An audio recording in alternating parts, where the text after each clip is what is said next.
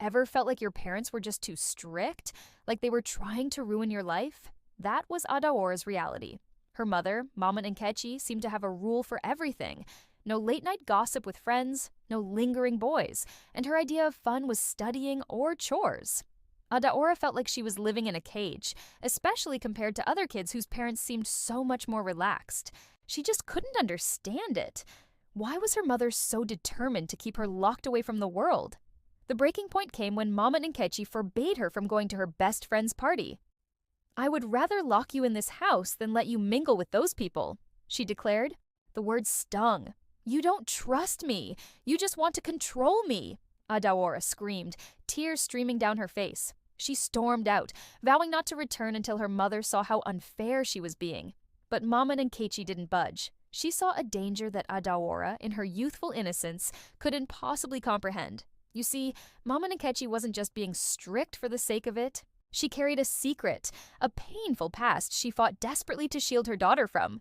Years ago, she was just like Adaora, young, full of dreams, and ready to take on the world. She fell in love, or so she thought.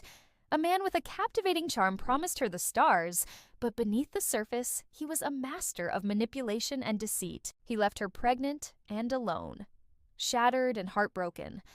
Adaora was the light that emerged from that darkness. Raising a child alone, Mama Nkechi faced the whispers and judgments of society. She was determined that her daughter would never know that kind of pain, that shame. Her strictness wasn't about control, it was a shield, forged from her own suffering, meant to protect Adaora from repeating her devastating mistakes. She couldn't risk her daughter falling into the same traps that had stolen her own youth and dreams. But to teenage Adaora, this protection felt like a prison. She was tired of being the good girl. She craved freedom, a taste of the life she saw her friends living. After one final, explosive argument, Adaora left home. She moved in with her friend, Amara, and for a while, it was everything she'd dreamed of. Parties, new friends, dating. It was exhilarating. She was finally free. But in the whirlwind of this new life, she started losing her way. The people she surrounded herself with didn't always have her best interests at heart. The innocent, bright-eyed girl was slowly being replaced by someone she barely recognized. The real world, it turned out, was not as simple or as safe as she had imagined. The freedom she craved came with its own set of dangers, dangers her mother had tried so hard to warn her about. One night, at a party, that danger became terrifyingly real. A fight broke out involving one of her new friends. It escalated quickly, and suddenly, the house was swarming with police. As she was being questioned, a cold fear gripped her. All she could think about was her mother. The stories Mama Nkechi had told her, the warnings she had ignored, all came rushing back. They weren't just stories, they were lessons from a life she had never understood. In that moment, everything clicked. It was a harsh, painful realization.